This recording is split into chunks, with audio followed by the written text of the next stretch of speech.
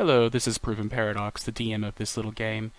This is the final episode where we're going to start calling us Adventures in Leyline. We come up with the seed of our future name, Ragtag Bag of Bastards, at the end of this episode. Also, we have our fourth player coming in this episode, Red, and she pops up for some commentary at the very end of the episode. You might note that the audio quality for her is rather poor. I just want to promise you that this has been fixed for future episodes, so that won't be a problem going forward. And I think that's it, so thank you for listening in, and here is episode 3. Welcome, everyone, to what is going to be probably going to be episode 2.5. We've got a somewhat shorter session in mind today, so we're going to wrap up some loose ends from the previous session and get things set up for the next significant arc. And during this arc, we will be introducing a fourth player to the group who I'm looking forward to. Unfortunately, she could not join us today, but you'll be hearing more from her next time. So, right, I'm Dox, by the way. I'm the Dungeon Master. Hi. I have 3 players here. Let's go with Oona first. Introduce yourself. Hi, everybody. I'm Renee. I play Oona, our tiefling bard. Excellent. Next, we have Flynn. I'm Scott. I play Flynn, half-elf rogue. Excellent. And finally, Alezi. Hi, I'm KQ. I play Alezi, our half-orc barbarian. Excellent. So, brief recap. Our intrepid adventurers got their first job to go into a rumored to be monster-infested part of the city and found their target item, a salamander flameworm, a small creature that's used as a pet for creatures from the elemental plane of fire. They also found that the address on said box of worm was not to the guy who sent them on that job, and so they instead went to take it to the name on the address, who turned out to be Murdoch Metalmender, a tremendous Skinasi tinkerer who apparently was also an adventurer when he was younger. Hijinks ensued, and Murdoch ended up very angry with Flynn. But otherwise, the group got paid, and Flynn had already fled because he's an asshole. And Alezi and Oona are still at his place, and we're just heading out, I believe. So let's pick up there. So, Murdoch has made his offer has reaffirmed that his offer to punch Flynn for 5 gold stands. So, you guys will head out, I guess? Yep. Alezi's ready to go. Oona looks at Alezi. So that was fun. Oh, quick reminder. I'm going to presume that one of you are dragging the cart behind you. Oh, okay. It's probably Alezi. Yeah, Alezi's got a hold of the cart. She kind of... It's near weightless, so Oona could hold it very easily as well, just saying. Or she could ride it, just because why not? You could do that. I think Alezi could very easily drag Oona, so that's not a problem. Yeah. Flynn is nowhere in sight, by the way. Yep. In that case, Alezi glances over her shoulder onto the cart where Oona is sitting, and she just has the most unamused look on her face as she gives a snort and then looks back forward. So, what do we want to do? When are we going back to the inn or the tavern, or do you think we should maybe poke our heads in with Tactac and ask him some questions, or maybe go see what the city guard's up to and hope they're not following us? Well, if I see Tactac again, it's not going to be to ask a question. It's going to be to punch his little face in. I mean, we could probably ask him questions while you're punching it. If I punch his face, you're not going to get any good answers out of him. Well, what part of the face are you planning on hitting? I mean, my fist probably takes up his whole face. Statistically, actually, it would mostly be the nose. Okay. It's like, well, if I punch him anywhere in the head, that's going to cause some damage. I feel it. I mean, no offense, but Tactac was kind of a wuss. You could probably just give him a light tap and he'd sing like a bird. Are you guys walking and talking? I'm writing and talking. Okay. Flynn, what are you up to while they're having this conversation? I'm back at the tavern, and I'm basically just sitting at. You're not nearly that fast, dude. That's what I was The gonna say. tavern. I'm walking back to the tavern now. Okay, that works. Okay, so you're just gonna head to the tavern? Yeah, because I assume that they're gonna go there eventually. Makes sense.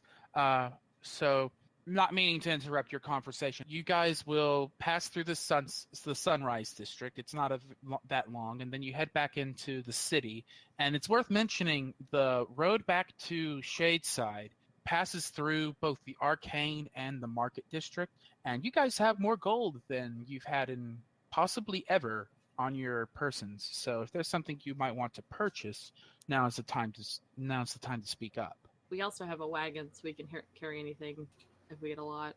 That's true. I will stop and buy 2 healing potions if I can. All right, healing potions are very common. This is a minor healing potion. Most commoner households will have one on hand for emergencies. So I'm going to say you don't even need to roll anything to find healing potions. You can purchase 2, no problem. Okay. Like they'd be on like a street vendor that's literally on the way.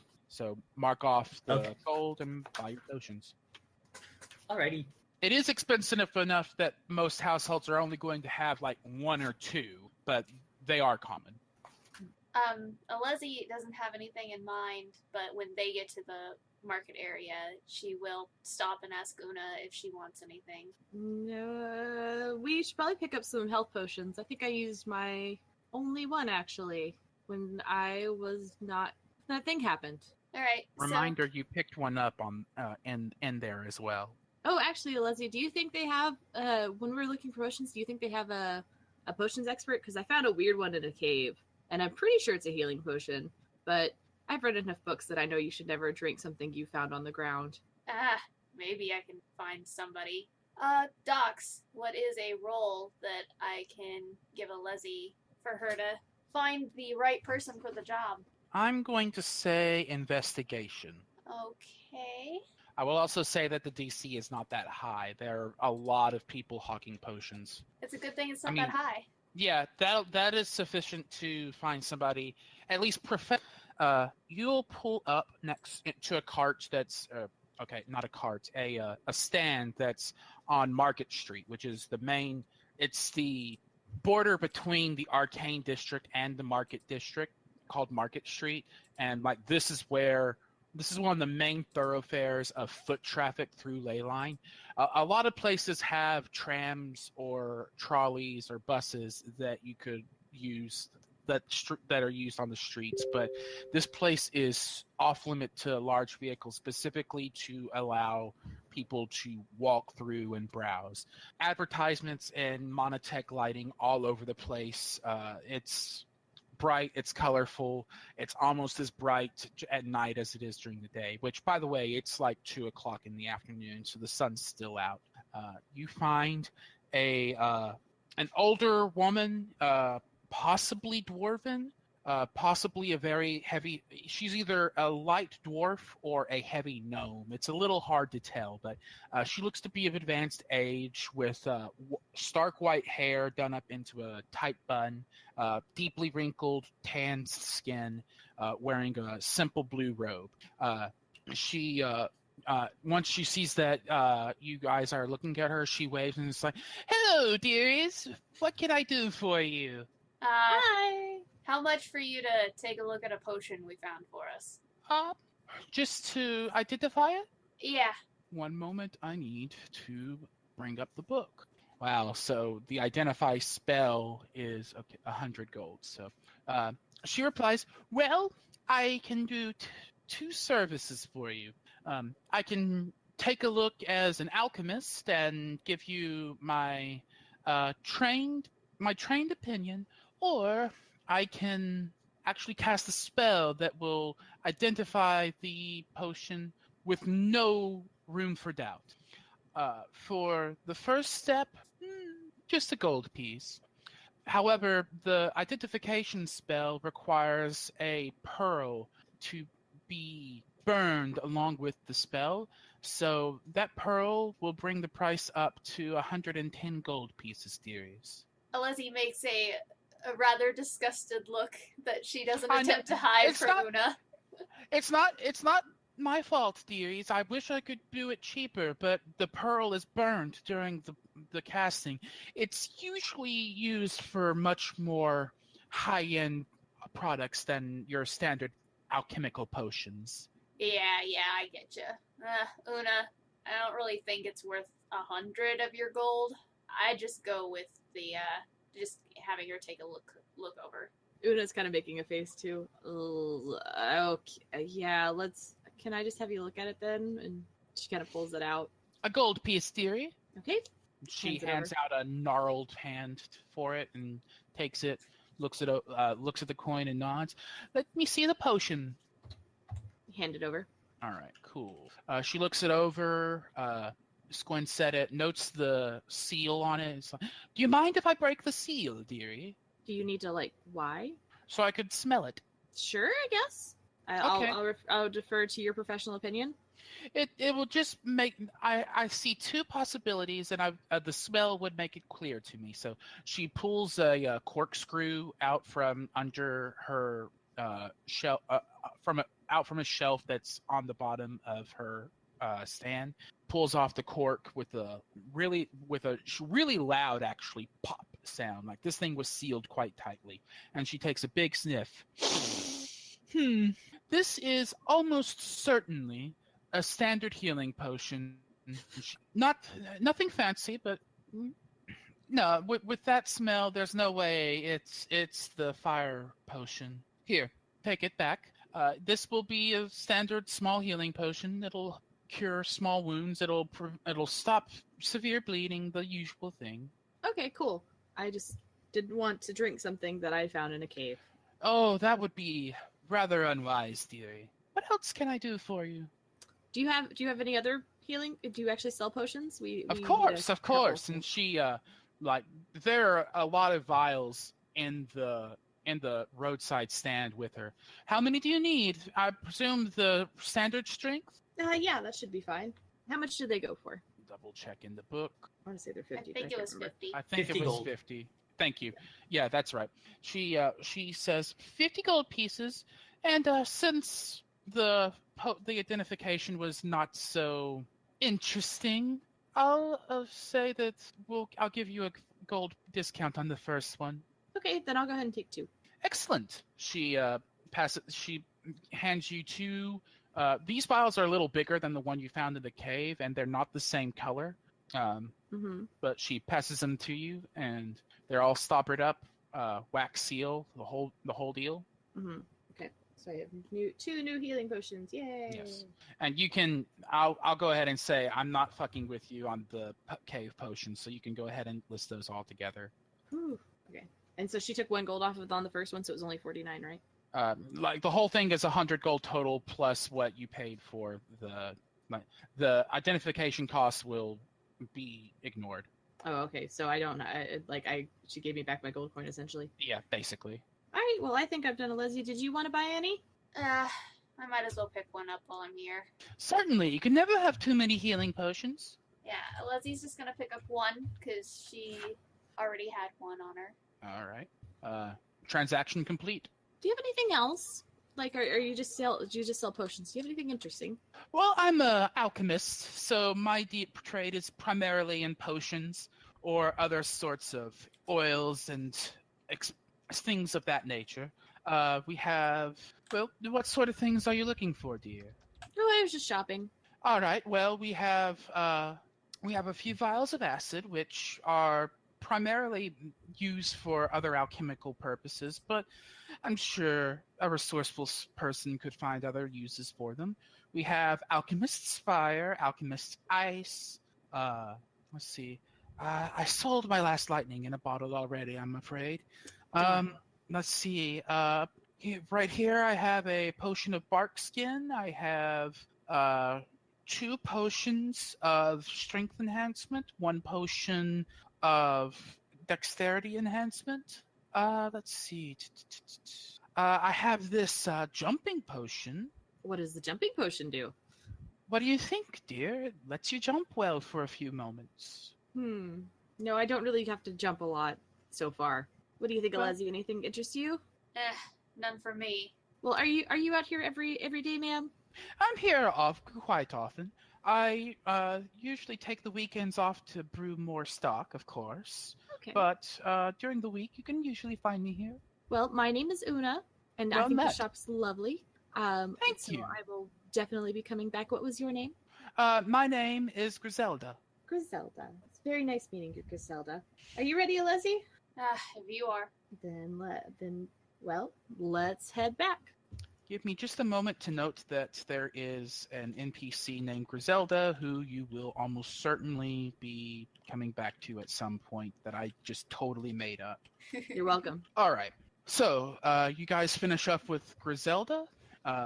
Anything else before you guys get back to the inn? Nope.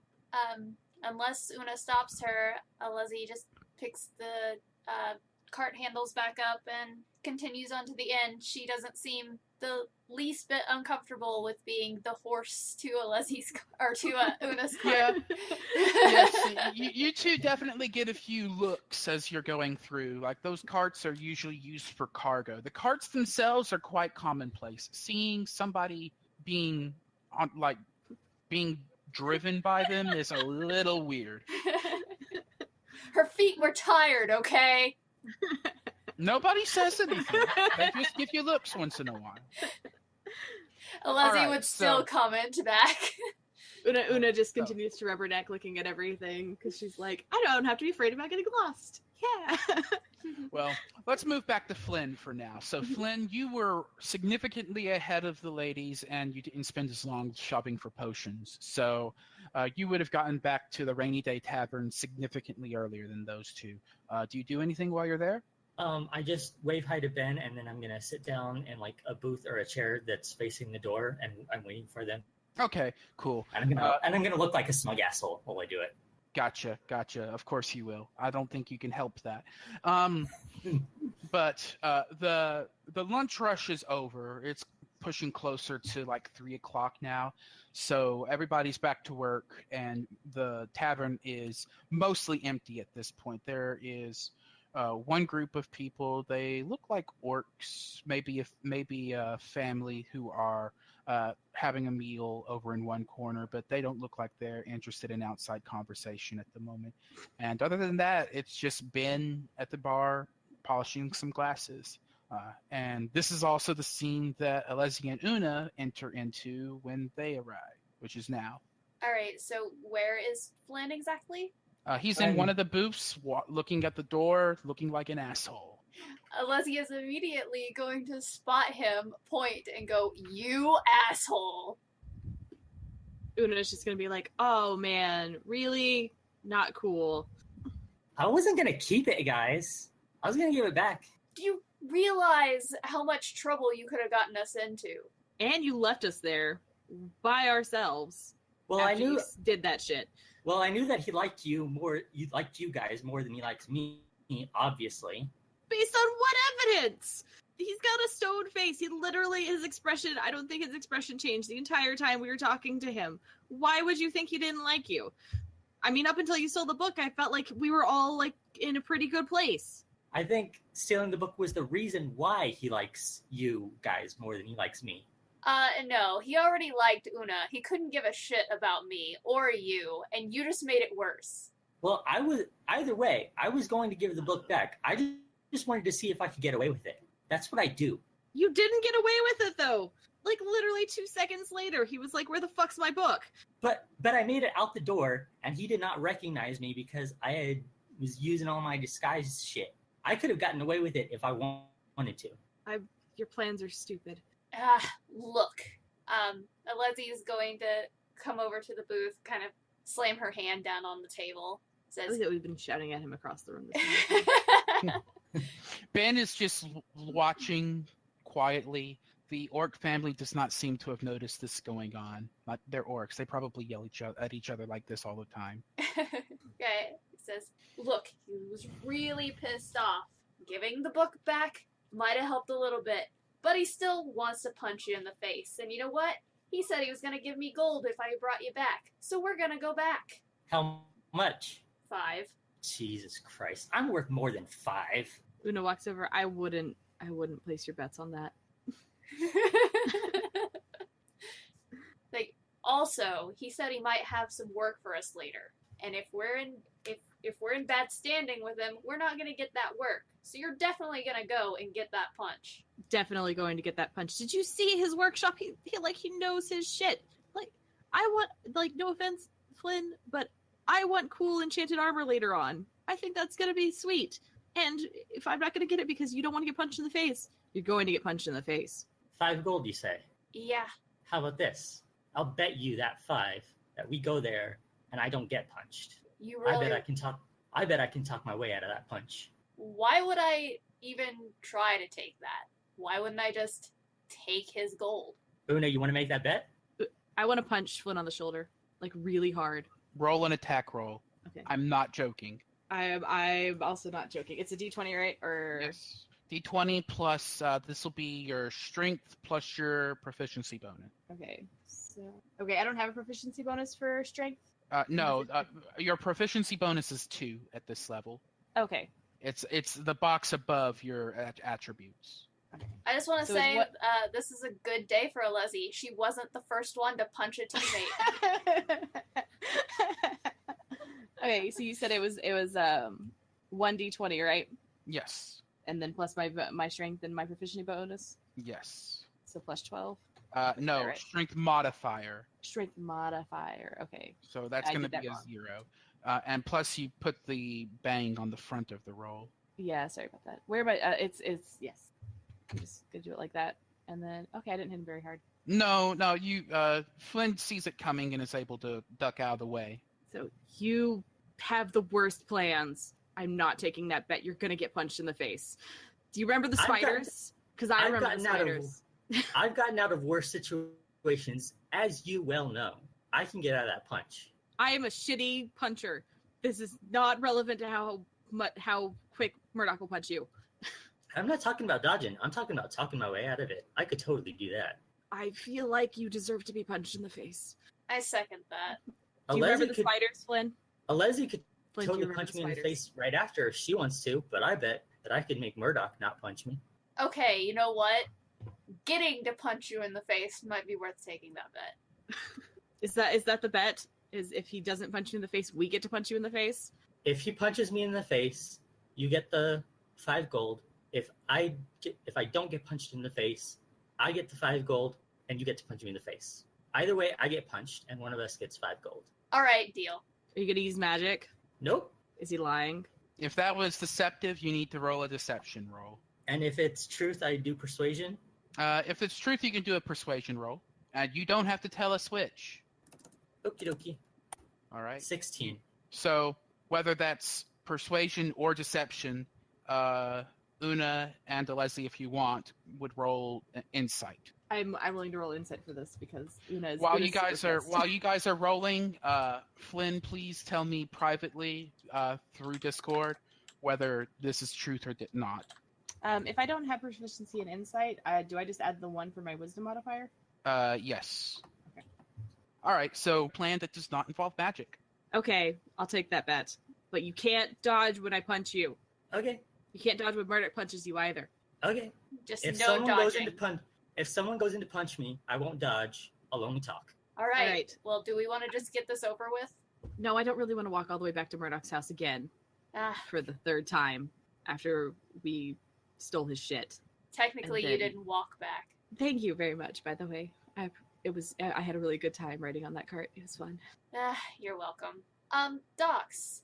What's up? What hours does Alezi usually spend bouncing for the bar?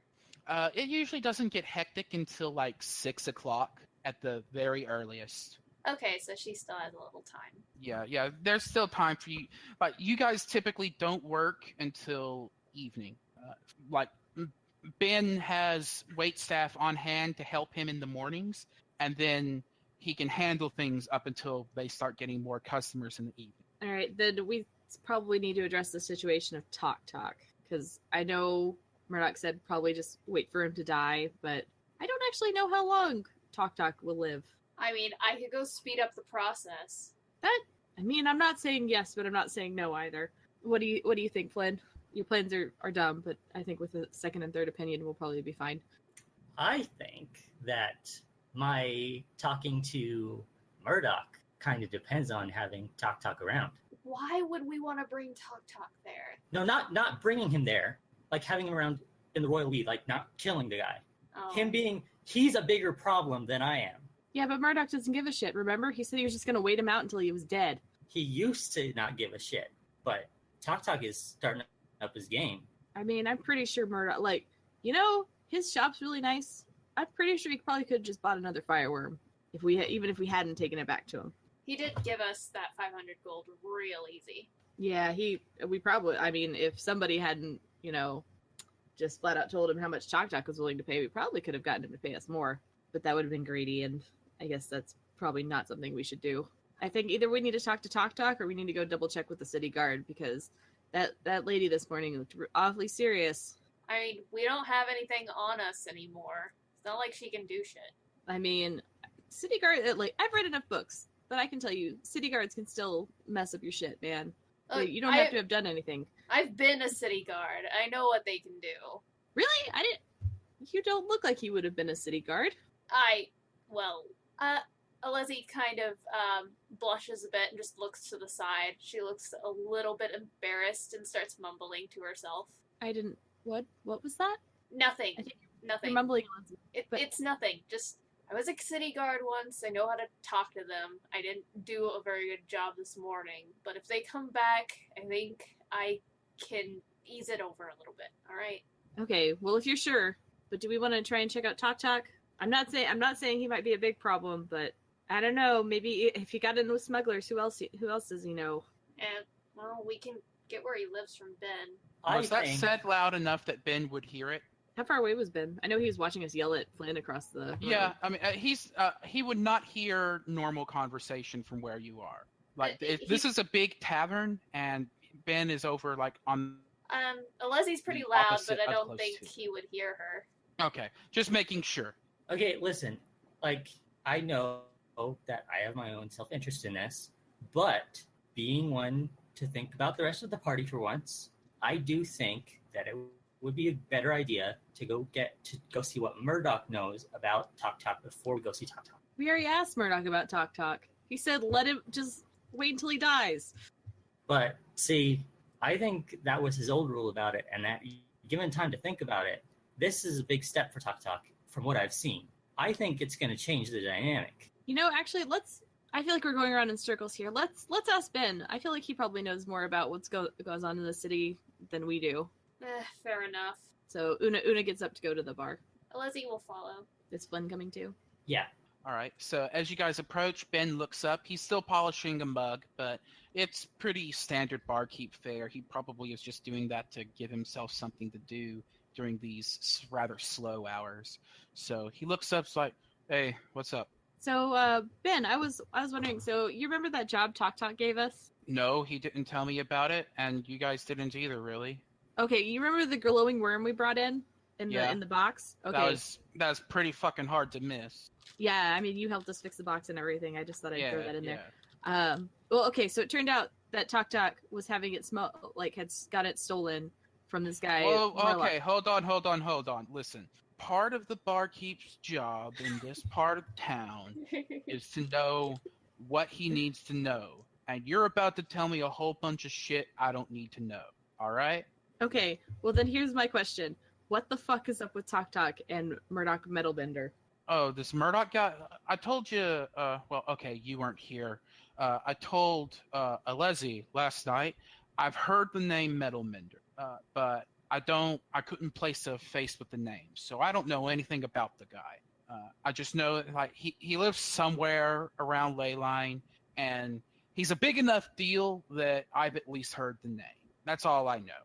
As for Tactac, let me think of how much I'm supposed to know. So, Tactac is a guy that's got a lot of weird interests and knows folks who can support him pursuing them. All right? And from what I understand of the guy, he don't particularly care all that much about how other people will respond to those interests, if you get my meaning. I don't know who he knows, but I do know he knows a lot of folks. So take that how you will. If you follow? No, not really. Look, dude has connections. I don't know how far up in whatever chain he's in he is, but he knows people, and I wouldn't mess with him myself. Well, I guess this gives weight to more of my argument of we should go figure out what the fuck is up with Tactac, she says to Alezi and Flynn. Look, if we're going over there and it's not to punch him, you can count me out. I'm not good with the whole... Huh? Do you even know where he is, or are you going to wait for him here? Because if you're going to wait for him here, and we're talking about punching people, at least take it outside. Yeah, no, I'm not going to interrupt your business. All right, that's all I need from you. So it sounds like we're gonna have problems with Tactac no matter what, because he's gonna be coming in here eventually. Because he said, what did he say again? It's Ben. How often does he come into the tavern? Okay, he doesn't come in here that often, but it seemed like he was figuring on coming back here tonight and maybe tomorrow to check up on whatever the job he had you doing. Oh, so we could just wait him out here. If that's what you want to do to meet him, yeah, that'd work. Just I'm gonna okay put it out there, though. It's gonna be a lot of witnesses around tonight, so keep that in mind. I'd be fine meeting with him here, but if we're gonna go see him on his own turf, I think we need to go talk to Murdoch first. See what else he knows. How do you guys feel about that? I know Flynn's pushing real hard to go get punched in the face by Murdoch, but I just don't want to show up at Murdoch's house Why again. the fuck are you trying to get punched in the face? Because he deserves it, Ben.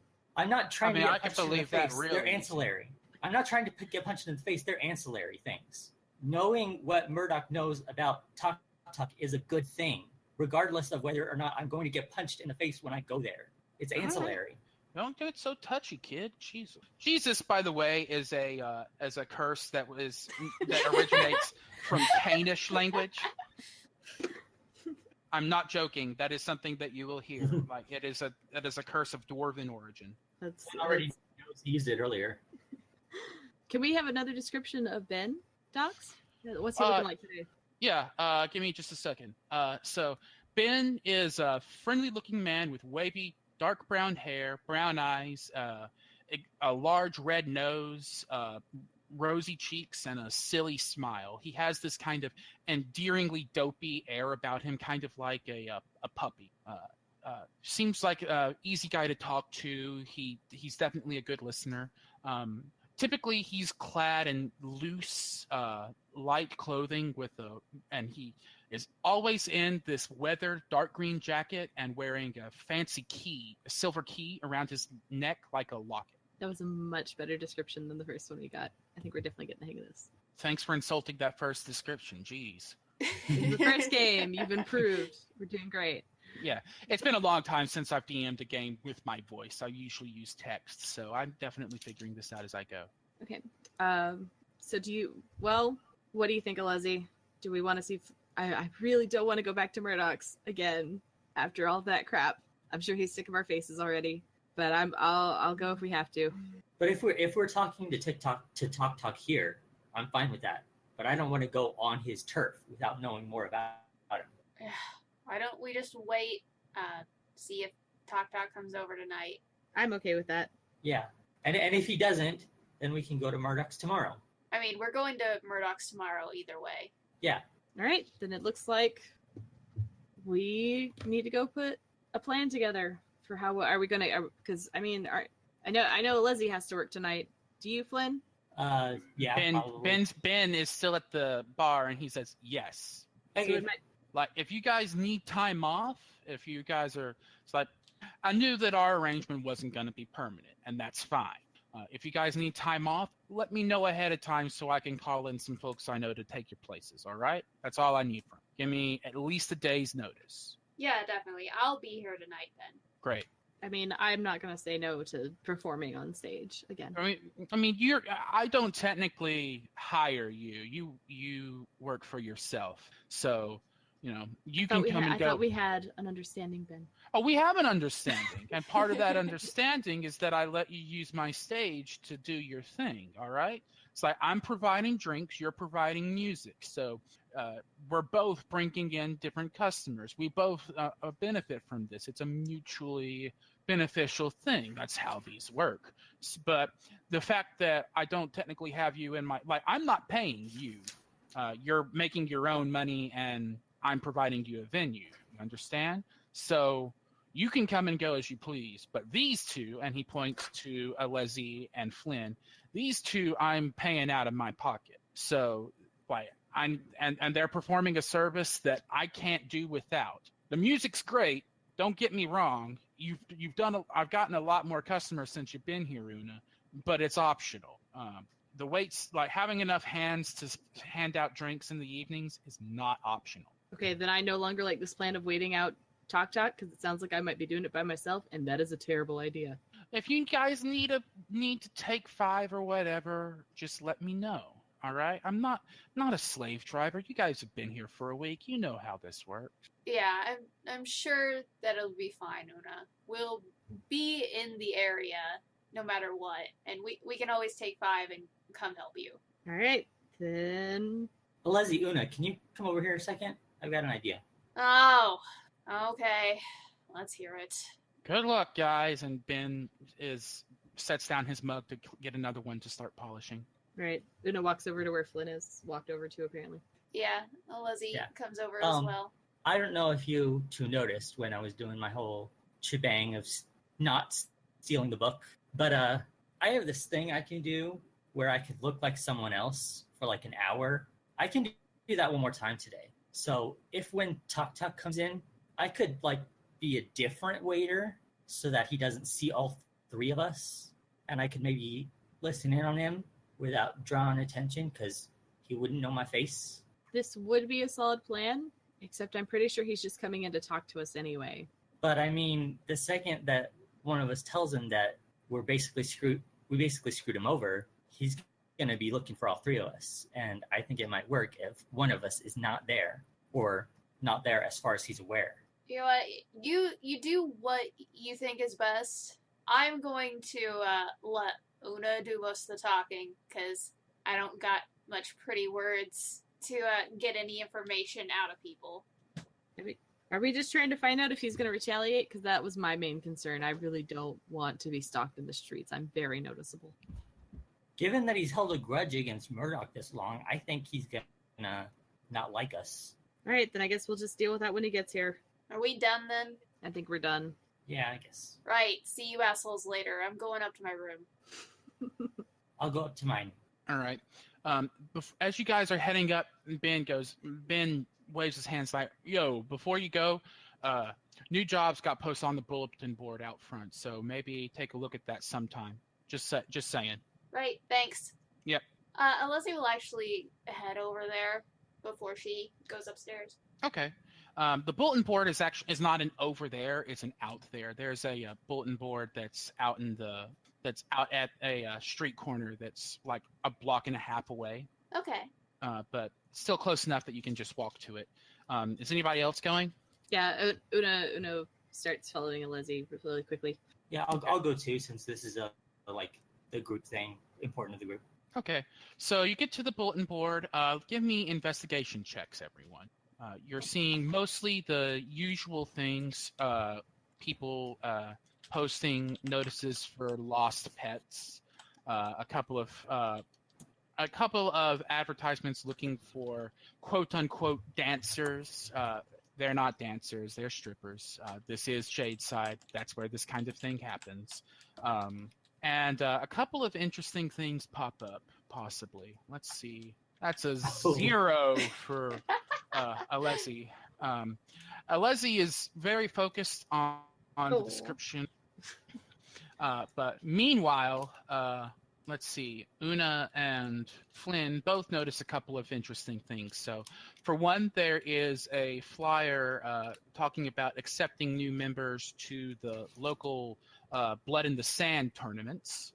It is some kind of non-lethal blood sport that gets people in various different fighting styles to participate in brawls for the entertainment of various people. There's a lot of wagering going on in these. There are brawls that involve multiple people. There are fights where you can only use your fists. There are fights that are duels that allow non-magical weapons. There are duels that allow or disallow the use of spells. There's all sorts of stuff. It's actually a pretty decent way for one to get into the local fighting for sport scene. And there have been reports that you've heard of. Like, this is the kind of thing that gets talked about in rumors. And there have been reports of people having pretty significant injuries, but you haven't heard of any deaths. They keep multiple healers and healing potions on site. So at the very worst, there's a very low chance of you actually losing your life in these tournaments. So you see a lot of common folks who think they're tough shit get into these leagues to try to make their way up. But you also see people who have genuine talent using this as a springboard. The other thing is that a local minstrel of significant skill is offering lessons on various instruments, and it's something that might catch your eye. Seems to be pretty reasonable rates. 10 gold for a 2-hour lesson. Does it list what kind of instruments they are? Sure. There would be guitar, flute, clarinet, saxophone, piano, and vocal lessons. Okay. I'd like to point out the fighting tournament to Alezi, because I feel like that would be her speed. Yeah. Alezi, Flynn's words break you out of the trance over this cat. Here, kitty. Oh, hi. What? Look at that one right there. What do you think of that one? The fighting tournament. Huh. All right. She looks at the flyer on the bulletin board, reads it over. So the flyer talks about meetings happening every Friday night, and it is currently Thursday. So this would be tomorrow night at a address that you don't know what's there, but you know how to get there pretty easily. You've walked by that street a few times. Right. It's an address in the Shingle, which is a slightly higher class residential area that is next to Shadeside. It's definitely worth looking into. Well, I mean, Alezi, if you want to go, I'd totally watch. I'm not getting in the ring, but I'd totally watch. I'd totally bet. Yeah. All right. So once we get this stuff done with Tactac and Murdoch tomorrow, we can go check that out. All right. We'll have to tell Ben. Well, then let's head back and let him know, because, I mean, there's a couple other interesting things on here, but I think we're good. Unless you want to go look for lost pets or start getting into the striptease, there's not much else here that's worth talking about. I mean, Alezi used to be a city guard. She totally looked for lost pets, but she didn't see those. I thought that was the only thing she did see. She saw one of them. She saw a pet. That is lost, if you ever saw it. Yes, but they have caught her attention with the blood sport, so. Gotcha. All right, well, if that's it at the bulletin board, you guys can head back. We can hand wave over asking for time off for tomorrow. Ben's like, oh, yeah, actually, that makes a lot of sense. Alezi, I think you do well in there. Yeah, I know I got some people I can call in for tomorrow on short notice, I think. So, yeah, go for it. All right, thanks. Sure thing. All right. If nobody stops her, Leslie's just going to head on up to her room then. And Flynn's going to go up to his. Oona takes that, sets up on a table and pulls out her blank book and writing utensils and starts writing everything down that's happened in the last 2 days. Excellent.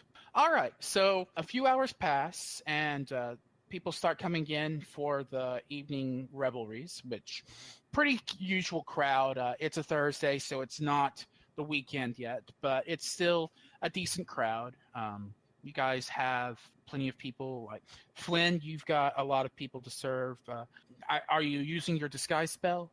Not yet, because it only lasts an hour, so I don't want to waste it if he's not going to be here. Okay. Ben is not sure when he's going to show up, so just keep that in mind. But in the meantime, Flynn, you've got a whole lot of customers to serve. Alezi, so far no one's getting rowdy, but they usually don't get rowdy until like 8 or 9 o'clock. So nobody's deep enough in their cups to start causing commotion yet. But it's still good to have some muscle on the scene so people know that there will be consequences. And Una, there is a lot of people who are quite eager to hear some music. So the night passes as normal. Are you guys doing anything different yet? Can I roll a performance to see if I get really good tips? Yeah, go for it. For performance, it's plus my proficiency modifier in performance, right?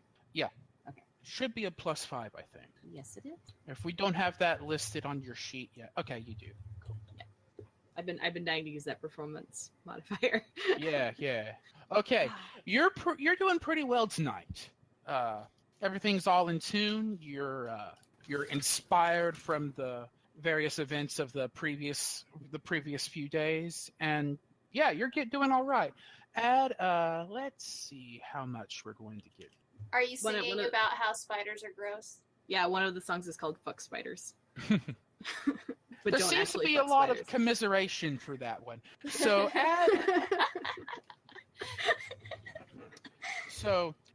it's not a super busy night, so your performances aren't reaching the maximum number of ears, but it's a good performance, and people who are usually a bit more tight-fisted are giving more generous tips. Add 14 silver to your gold count. And 10 silver is 1 gold. Okay, so you said 14 silver?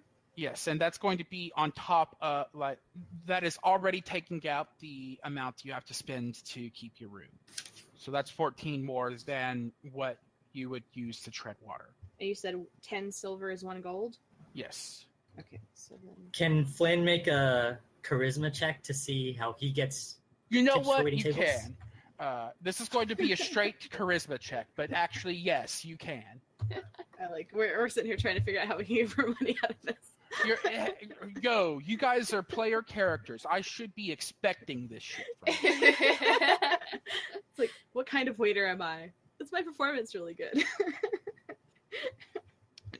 Welcome, your PCs. I expect you to scrape for as much gold as you can, and that's perfectly acceptable. So too bad nobody has to grease Alezi's pockets to get in. Yeah, Alezi doesn't really have much way to get extra gold at the moment, but intimidation checks. There are times where that might be applicable, but we're not there yet. So Flynn, you're doing okay. This is not a particularly good or poor performance as far as being charming and serving people well. So it's not a super busy night. After your pay for the day and paying for your living expenses, you're going to only make 2 silver. Okay. But that's still a little bit better than you usually do. So tonight was okay. It wasn't great, but it was okay. Okie dokie. All right. So, Alezi, give me perception. All right. That is a 13. All right. Super average. But he's not hard to spot. You do see Tactac coming down the road a fair ways away. So he is approaching. All right. So, how far is Flynn? I'm guessing Oona is on the other side of the building. Flynn would be... Let's roll to see how far away Flynn is. Flynn is actually, luckily, handling a order that is right next to the door. All right. So, Alezi just clears her throat to get his attention, nods back to the door and says, our friend is coming up. Okay. Flynn doesn't change himself. He thought up a different idea while he was up in his room that he's not going to share. Oh boy. You have so many ideas. It's incredible. She just kind of stares at it for a second. Did you hear me? Yeah, I heard you. Aren't you going to put some makeup on? The customers give a noticeable eyebrow quirk at that. Why, you want to go on a date? Don't make me punch you early. All right, well, Una's has no idea. I just continue walking around to the wait tables. All right. So Tactac approaches the door and nods to Alezi. So, got good news for me? Why don't you go take a seat? I'll be with you in a minute. All right. He seems suspicious of this and enters the room, enters the tavern and takes a seat. I go up to Ben and say, "Hey, about that break, I need 5 minutes." All right, sure. Okay, and I go sit down next to Tactac, like right across from him. All right. You see Ben using Mage Hand to start serving drinks out on the bar. So, like telekinetically pushing some cups around with his magic. Does Oona notice Tactac? Give me perception because you'd be focused on your performance.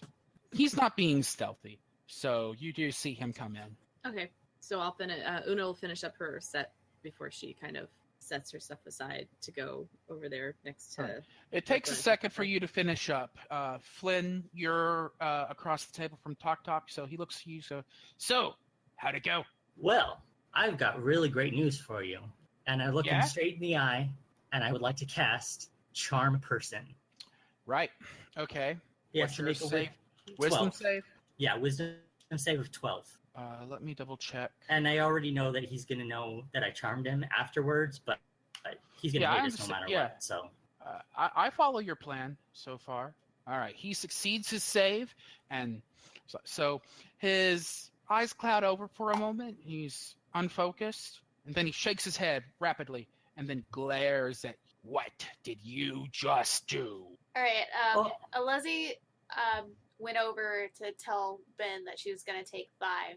So she would probably be coming over to the booth just as he was saying that. All right. Ben is visibly keeping an eye on the situation because apparently he spotted Tactac and knows shit's about to go down.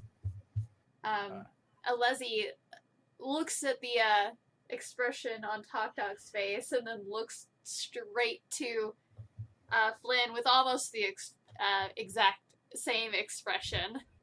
Like, yeah, what did you do? Perception check for Alezi. I forgot. Did we say Oona was already there when he did this? Oona would be arriving just now. Okay. I look and say, remember, I sold his worm to Murdoch. You what? Remember? I did it. What the hell did you do that for? He's yelling loud enough that other customers are noticing. They tried to talk me out of it. Remember? Deception, please. Oh, yeah. Wow. My thinking is, he's already going to hate me. I can focus that hate on me. No metagaming, dude. Okay. But I think your plan is pretty easy to follow.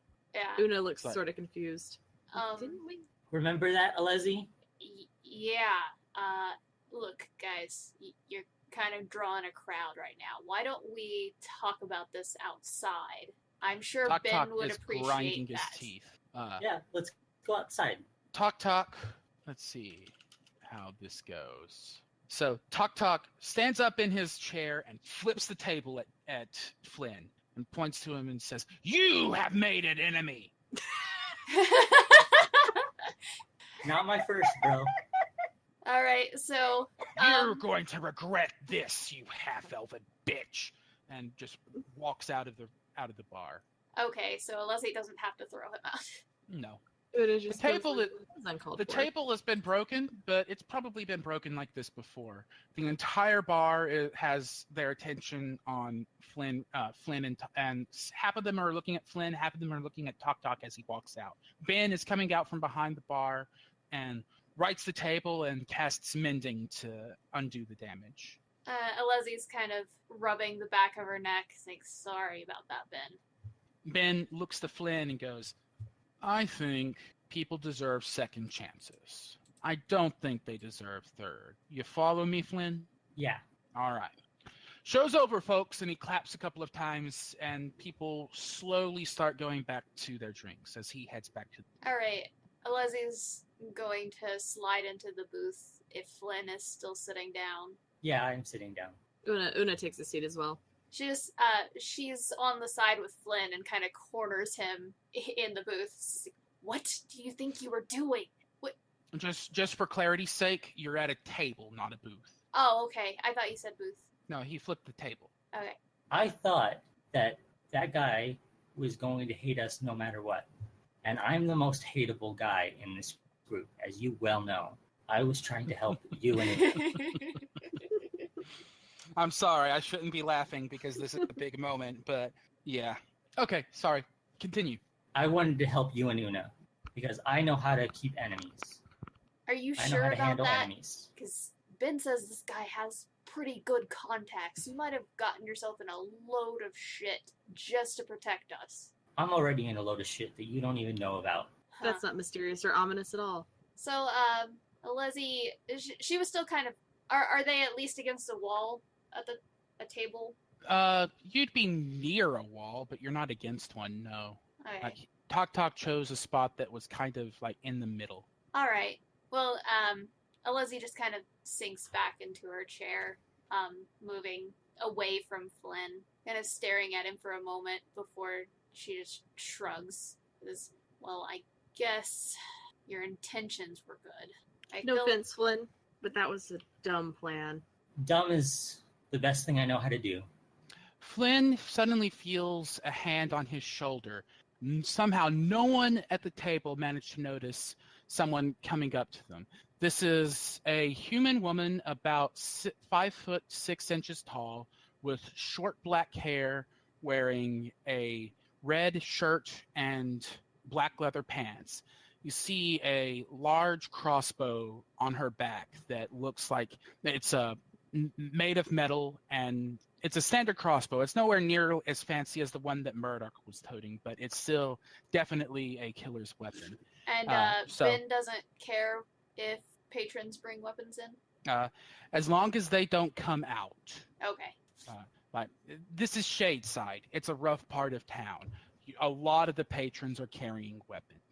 You would note that her weapon looks nicer than most. So just putting that out there. Anyway, so this woman puts her hand on Flynn's shoulder, leans down to whisper and goes, "Then you need to learn to do something better than that, young man." And you're? An observer. That is all. Just saying. If you wish to last long in this town, perhaps learn to do something other than heap trouble upon yourself, friend. She pats you on the shoulder and walks out of the bar. Who the fuck was that? I don't know. I feel like we've met a lot of helpful people for only being here for like a week, 2 weeks. Yeah, well, as soon as I took a job with you guys, it got exponentially more interesting. Is that a bad interesting or a good interesting? Alezi gives Oona a very flat, sullen look. Oona just smiles. Docs, quick question. What's up? Did Ben mean that I'm fired or close to being fired? Roll insight if you really need it. Okay. Because if I'm not fired, I need to get back to work. You're not and it would wrong. be a good excuse to leave the table. You have no fucking idea what he meant with that natural one. Like the whole situation has got you so rattled that you're not thinking clearly, and it's not what he said didn't fully register. Yeah. So what do? I get up and unless he says something to me, I go ahead and I go back to waiting tables because I need to leave this conversation. Oona or Alezi have a response? Alezi doesn't. Una's still face palming about how dumb that plan was. All right. Well, Ben seems to have no objection to Flynn getting back to work. Okay. You definitely get some patrons of the bar asking, "So, what was that about?" Huh? Typical retail crowd. Alezi's gonna just take a few more seconds and then get back to her post at the entrance. All right.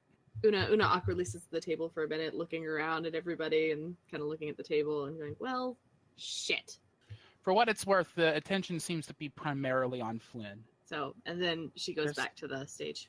Your performer's intuition lets you know that there's definitely increased tension in the area, but you can probably deal with it with some good music. Alezi's gonna roll a perception because she's on the lookout in case Tactac's gonna send anybody immediately after Flynn. Very well. 20. All right. So the problem here is that you're not entirely sure what to look for, but you used to be a town guard, as you've said before. So you kind of know how to pick out people who are looking for trouble. And you don't see anybody like that entering the bar tonight. Okay. And if that's all, if that's what everybody's up to, then we are going to move on to the next day. Okay. Sounds good. Excellent. All right. So after an eventful night, you guys all head back up to your rooms, get your good sleep in, and wake up in the morning. Usual smell of coffee and breakfast meats coming up from the common room. I assume that Alezi is up before everyone else again. Probably, unless somebody else wants to say otherwise. I wanted to have woken up early and sneak out. Okay. What are you up to while you're sneaking out? I want to go see Murdoch by myself. Okay. Roll. Let's see. How early are we talking? Let's say 9 a.m. Is that early to 8 a.m. Alezi? Alezi wakes up crack of dawn, so you'll probably have to stealth by her. All right. Yeah, if you're in Yeah, that I case. was prepared for stealth. All right. Yeah, roll a stealth then. And Alezi, you can go ahead and roll perception. Oh, that's a pretty good stealth roll. Yep. Alezi, you don't spot him. All right, I'm too busy with my coffee. Yeah, exactly. Like, you're not fully woken up yet, I guess. And so, Flynn, you're able to get by without notice from Alezi. Or anyone else at the Okay. bar, for that matter. Okay, I go to Murdoch's house, and whenever I get there, I knock on the door. All right. You knock on the door, and there's no answer. Oh, wait. Remembering, I pushed the doorbell button. All right. So, you hit the doorbell, and it's not so much a bell as much as it is a gong. It's like, boom. And from inside the shop, you hear a really distant, "Slack me!" Ah! You're gonna get double punched. All He's right, gonna talk so me out of one punch to get hit a second time. you hear footsteps approaching the door, and then opening the door. Murdoch is there, and as soon as he sees you, he swings. I just stand there. Oh, you're I'm not not gonna gonna- try to. You're just gonna let him do it? Nope, not gonna do it. All right. In that Excuse- case, he has no trouble hitting you with his fists that are literally made of stone. 6 damage. Okay, cool. So And then I stand up and I say, now that that's over with, can we talk? you've got some I- stones. I swear to you, I'll keep my hands where you can see them at all times. All right, come in. If I find out you've stolen anything, next time I see you, I will kill you. Understood. All right, come in. Once you're inside, he closes the door. You can smell coffee. He was definitely at this point. It takes between 30 minutes and an hour to get there. So he's still got some coffee, but it looks like it's gotten cold by now. And he's got a cigar in his mouth this time, and it's glowing green, the tip of it. Oona is awake at this point and downstairs with Alezi. All right, Just so we so get that out let's. of the way. All right, so are Alezi and Oona going to be up to anything for a while? Alezi is just gonna be slowly eating her breakfast, waking up. I don't think she has any. Neither does Oona. Okay. So then let's focus on Flynn. So Murdoch looks to Flynn, goes, "So what you want?" Well, truth be told, I had a different idea about what was going to happen when I came here. I had this whole speech planned about how I was going to talk you out of punching me, but something else happened last night. And basically, we have the same problem now. A little green problem, pointy-eared problem. And He's not following. Like, he looks visibly confused. Tactac doesn't like me either now. Oh, Tactac. I mean, I kept him off the backs of my friends for what it's worth. And for what it's worth, I was never going to keep your book. I was always going to give it back. I just wanted to see if I could get away with it because that's what I do. I'm a stupid person that was dumb, but it's what I do. So all right. we have the same problem now. And So here, let me stop you right there, dude. I would not have called Tactac a problem. He's barely an annoyance to me. he was an annoyance to you. I think that if you think about it, if you take more than one day to think about it, he's gone beyond annoyance. He's starting to steal your property. He's starting to steal from you. I think he's becoming a complication. And he's definitely going to be a complication to me. And I know that you don't owe me anything. You don't owe my friends anything. But you know what I'm capable of. And I know that my friends said that you might have work for us. And that, as much as you wouldn't like to admit it, Tactac is becoming a bigger problem and will continue to be a bigger problem as long as you leave him alone. So But- let me stop you again. Listen, Tactac's been pulling this shit for 5 years. All right? This ain't new to me. And if you just stayed out of the way, put the blame on me, you wouldn't have had a problem either. All right? So don't think you're making some kind of noble sacrifice. What you're doing is dumb, okay? That said, I respect the stones. So I ain't just gonna throw you out on the street on this. But I never had any intention of taking this to a point where I'd need to get Tactac out of the picture. And it sounds like you have advanced it that far. Am I right? No, No? that's not what I'm talking about. I don't Okay. want to kill anybody. Then I'm a thief. I'm not a murderer. I'm All a right. thief. so There I'll must stop be interrupting you. Go for it. Tactac took something of yours. At some point, he's going to elevate. You know that better than I do. Even if you won't admit it to yourself. Even if you won't admit it to yourself right now, he's going to elevate even further. If there's anything of his that you can think of that maybe if it disappeared, he would take your little rivalry a little more seriously, I could probably get that for you. Oh, dude. All right, kid. Further escalation, as far as I'm concerned, is exactly the wrong move here. You're just making if we do what you're talking about, it's just gonna make it worse. All right. Sometimes things need to get worse before they get better. Sometimes you're not wrong about that, but this ain't the time, kid. Listen. And he face palms, takes a big drag of the cigar, and stubs it out on his hand. Actually, like he grinds it into his hand and doesn't seem to notice the heat. Okay, I gotta think about this. So, I don't want you stealing any of his shit in my name. I don't care about this rivalry he thinks we have. He's been stealing my shit for years. This ain't even the most expensive thing he's tried to steal from me. He's not as smart as he thinks he is, and it always manages to come back to me eventually. You think that the worm, and he points to it, which is he's set up a little bed in one of the corners where the fire snake is actually resting at the moment. It seems to be asleep. He goes, "You think this is the most expensive thing he's tried to steal from me? It's above average, I'll give him that, but it ain't the worst. This was not an escalation." What did he say to you? I told him that I sold you the worm. I went behind his back and sold you the worm. I said that my friends tried to talk me out of it to keep them out of his sightlines. Did he buy it? Yes, he bought it. Okay. He told me very loudly, making a scene, that I had made an enemy that day, which is nothing to me. Did he do the whole dramatic pointing thing? Oh, yeah. Okay, so here's the good news. I don't think he's gonna try to escalate this to physical harm to anyone. He did the whole same spiel to me way back when I insulted his stupid little bomb. So I don't think anyone's in physical danger. Bad news is he's gonna try to annoy you to death. All right? Well, he might have a challenger there. You know, I think he might. So I don't think I can help you with this. Like, if you thought if I thought that this was gonna come down to violence, then I'd have your back more, because that's what I'm good at.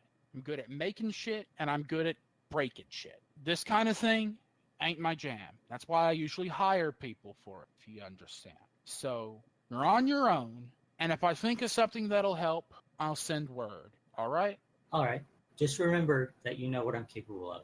I mean, you're capable of leaving a trail. If you hadn't brought the book back, there would have been a bounty on your head. So you need to stop overestimating yourself. All right? Like I said, I respect that you got stoned, but you can't carry as much as you think you can. All right? So just take it from an old man who's done the same stupid shit when he was your age. All right? Chill. Right. You got anything else for me? About that 5 gold? I get the 5 gold was for the other 2. You can go get slapped. Okay. They're welcome back here anytime, right? Yeah, they ain't done nothing wrong to. Okay, cool. Right. And then I start heading out. All right. The door's open and he is not following you. Okay, so I'll head back to the tavern. All right. What So that time would it be when he arrived back at the tavern? it'd be so you left at 8, right? Yeah, about 8. So let's say it's around 9:30. Okay. Unless you want to take the bus to get back to the tavern, Flynn. No, I walk. Yeah, I figured the bus would cost you some gold. When I walk in, do I have a very visible black eye? Yeah, you've taken some combat damage. It's pretty obvious. Okay, I take 5 of my own gold and I slap it on the table next to Alezi, and I walk quietly up to my own room. All right. Yeah, Alezi, Flynn just came back with a black eye and handed you 5 gold. Okay. So she looks to the 5 gold and then looks up to him, sees the black eye while he's walking off. Because she takes the gold. He's like, that little bitch. I wanted to see him get punched. This isn't fair. Oona just kind of like, honestly can't believe. Well, wait. No, I honestly can't believe he walked out there to get punched. We're gonna have a talk with him when he comes back down. Also, I'm punching him and giving him a matching set. I mean, we did make a bet. Yeah, but he did get punched already. Oh, so this is just a separate punch now. Okay, I This get is a separate punch. it. Man, got some ketchup for those harsh browns? It's like, well, when you do, make sure you get him extra good because I still haven't gotten him for those spiders. All right, I'll put my weight in it. I have to if I'm going to get anywhere near the bruising that the stone guy did. As long as it's a good punch. What do we want to do about Flynn, though? If he's going to keep making stupid decisions, like taking all of Tactac's crap and apparently going to get punched by himself so we can't watch.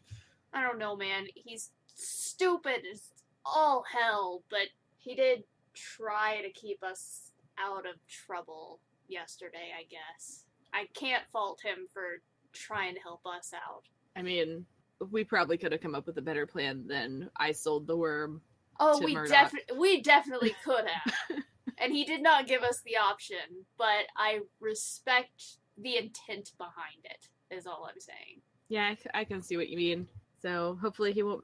You want to keep giving him chances. Maybe he won't do something this stupid for our next job.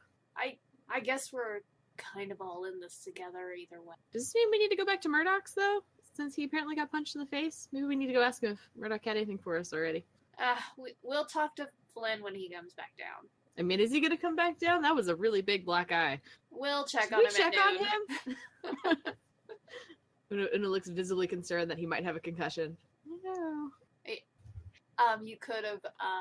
Can she do a retro medicine check? To look for a concussion, you'd need more than just a glance. I'm going to say no on that. Okay. Well, I don't know what to tell you, Oona. You can go up there if you want. Next time I see him, I'm punching him, so I might want to give him a rest first. Well, if he went up to his room, he should have some potions. He'll be fine. So what else are we doing today, Alezi? Besides waiting on Flynn to come back downstairs? Well, we've got that arena we're gonna go check out later. Oh, that sounds fun. Are you looking forward to that? Lots of punching people and getting paid to do it? I live for that shit. So what was... you said you were a city guard before. Where were you a city guard at? Oh, it was back in my hometown, Northwall. Ooh, Northwall. Docs, do I know anything about Northwall? Give me a history check. Okay. Totally. Yeah. So you've heard of Northwall. It's a city along the Jegan River, which is a river that runs north to south. It is on the border between Eldamir, the nation you're currently in, and Dalrock, the homeland of the orcs. Currently, it is a trading outpost. It has a lot of foot traffic and a lot of river traffic. It's where a lot of products from Dalrock get sent to come to Eldamir, and then Eldamir technology or magical items get sent to Dalrock in exchange. However, you also know that in the past it was a military outpost. The wall part of that name is quite literal, and in the past when the relations between Eldamir and Dalrock and Trallendor, the Elven nation, weren't quite as pleasant, then at that point, that was actually a place where battles took place. Okay. That would have been 100 years ago. So it's 100 years ago. Is it? Do I know if it's common for them to have a lot of orcs or half orcs running around in that area, since they're right on the edge Orcs, absolutely. Okay. Orcs are quite common. Half orcs are not very common, and you might be able to understand the reasons for that with a medicine check. Yeah, I'll go ahead and do that. I don't have any proficiency in medicine though, so I just do my intelligence. I don't know. Yes. My wisdom. Yes. Digging up all of Alezi's dirt. You have no idea why half orcs are so. Oona reads a lot, but apparently not a lot of biology books. You've also noted that this is it's a subject that's not spoken of often, so it might actually just be hard to learn this information. Okay. So wow, Northwall is really cool. Which side were you? Did you originally come from Dalrock, or did you just were you born and raised in Northwall? Oh, born in Northwall. Mother was an innkeeper there, but she lost that when she had me. We just kind of we just kind of stayed in Northwall, moving around the city from here to there. Was it nice?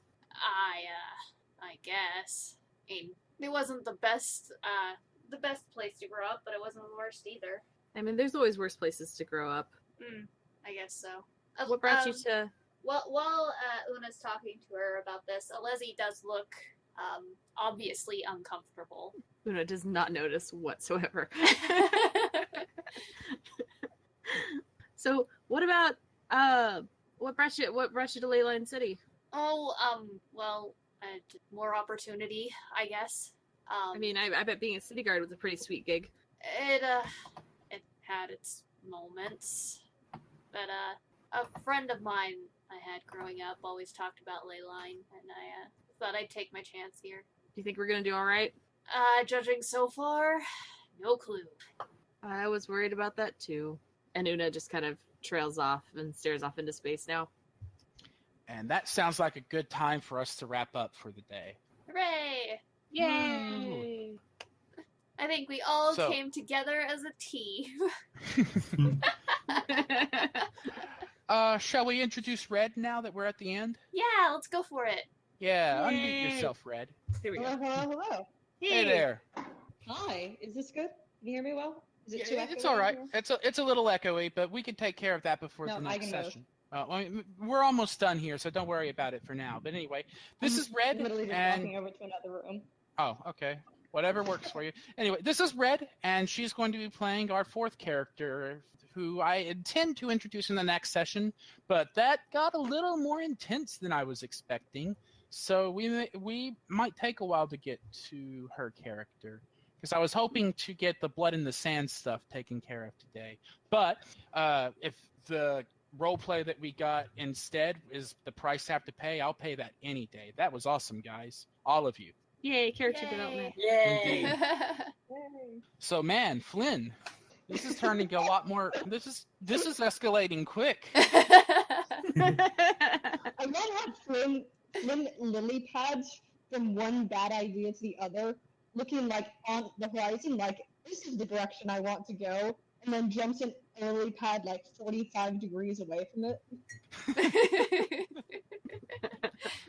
I mean, that sounds about right. Here's the thing. I could follow his logic. If Oh, I can, yeah. if that charm person had worked, then it would have been a hugely different situation. Unfortunately, Tactac is a class that gets proficiency in wisdom saves. So Oh. his wisdom save was probably better than Flynn was expecting. I keep forgetting what race Tactac is, and I'm Goblin. just like, yeah, I keep forgetting. I keep wanting to call him a gnome, and I'm like, that's why I didn't. I was just like, I don't remember what Tactac is. Both gnomes and goblins would be so insulted by that that they would probably, as one, turn to beat you up. Yeah. It's okay. Una's more likely to think that all humans look the same, that all like everything else looks the same. Docs, I kept wanting to say while I was listening during the car ride, you are way more insecure as a DM than I think you needed to be. Coming into this, I thought I don't know, you were very self-deprecating, and you're one of the best DMs I've ever heard. Well, thank you. A Like, lot of the self-deprecation. Go on. No. Just you were very quick to know how to move things along. The description you gave of Ben, really good. There's like no hesitation in your improv. And your voice is good. So yeah. A lot of the self-deprecation is meant in humor. Like, I know I'm a good DM. I have no doubts about that. I'm not a good performer. I also hate my voice. We've talked about this in chat. So I hate the way. Like, okay, I'm quite happy with the way my voice sounds when I hear it, but the voice you're hearing sounds like it's coming directly from my nose, and I can't stand it. So this is part of the purpose of this is to force me outside of my comfort zone, and not to get too personal, but I spend a lot of my time not speaking. I can go an entire day without saying a word in my current circumstances. Now, that's going to change soon, fortunately, but the way things currently are, I need excuses to actually exercise my voice. So that's part of what's going on here. I've been DMing for over a decade, but a lot of that DMing has come in text form. I have actually only voice DM'd games. It's probably less than 10 before I started this campaign. So that's fascinating to me, because I would think that your delay between PC input and DM output would be way longer, given a lot of your history was text based, but it's not. So yeah, well, no, a lot of really knows his world. yeah, I've been developing this world for a long time and have a pretty strong picture of what this is going to be, what things should look like, and I'm also. One of the reasons I consider myself a good DM is that my improv skills are pretty good, especially for somebody who's untrained. So a lot I came into this day, the only plan I had for this session was the bulletin. Everything else, I had no fucking idea what was going to happen this session, and that's fine. I definitely don't. My planning is important, but I would say as a DM, improvisation is more important, especially if you want to do a role-play heavy game like this is shaping up to be. Meanwhile, if you're doing a dungeon crawler campaign, then the planning becomes more important. You know, I like that you let us kind of do what we'd like as far as character goes. I find that really interesting. Although sometimes we obviously just kind of trail off, because Alezi is not a big person for words, and I'm usually like, I don't know what to say. I mean, that's how conversations happen.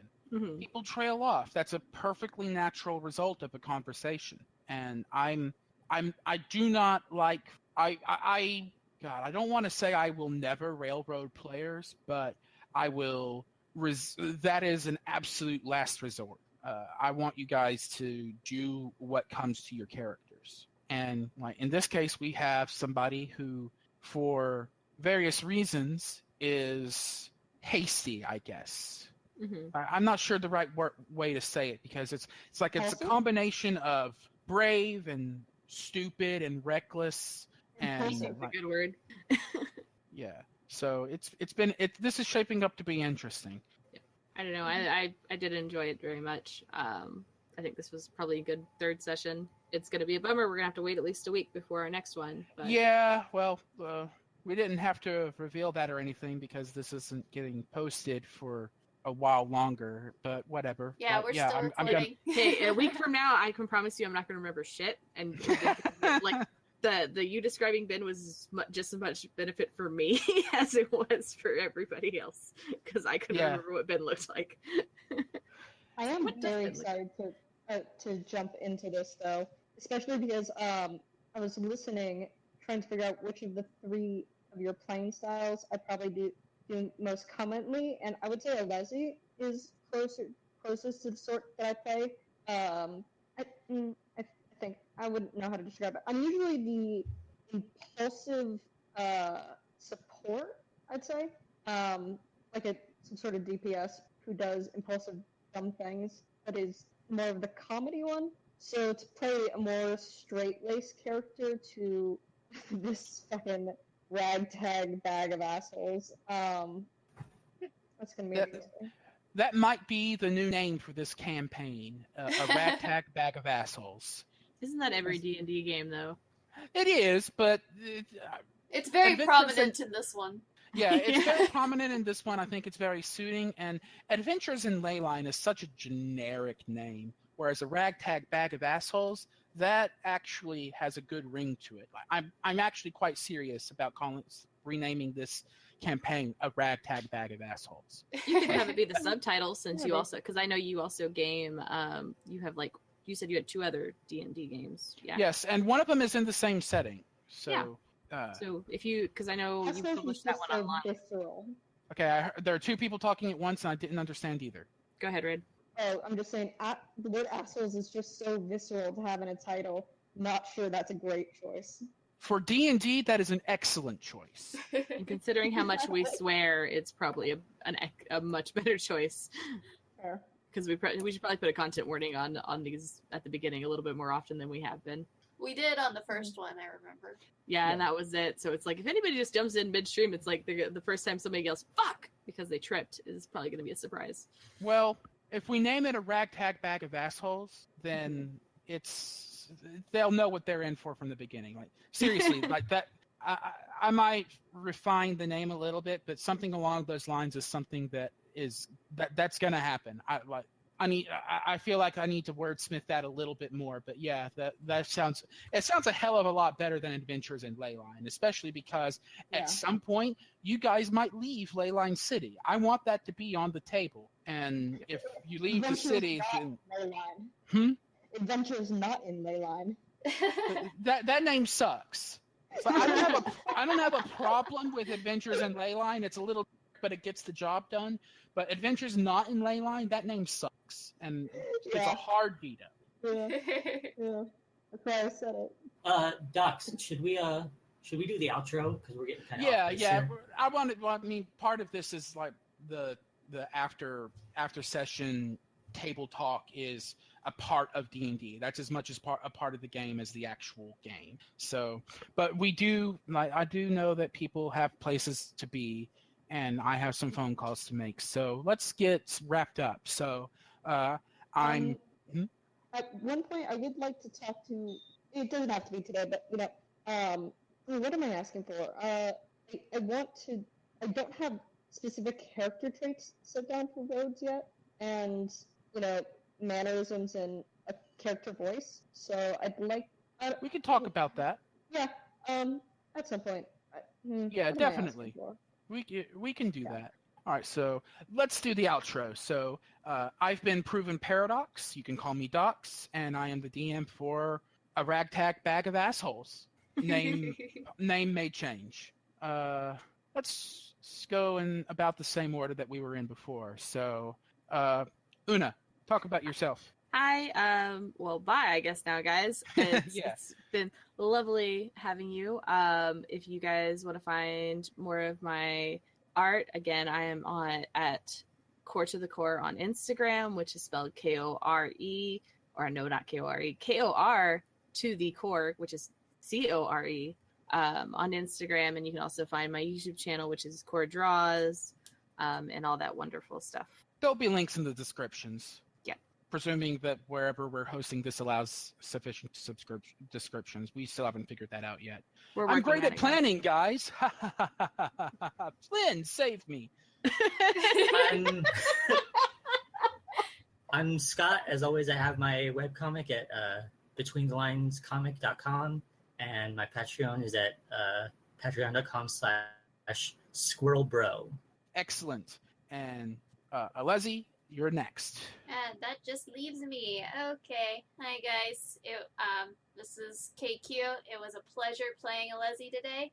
I have a Patreon, patreon.com/KQD, and you can also find me on Instagram as the Komodo Queen. Excellent. Red, anything you want to say? I wasn't in this episode. I listened to it while crossing a floating bridge, but I may be in this campaign. I'm ADHD Alistair on Tumblr and Red of the Wolves on Twitter, and you might probably will be hearing more from me. Probably. Great. So, players, thanks for playing. Listeners, thanks for listening, and we'll see you next time.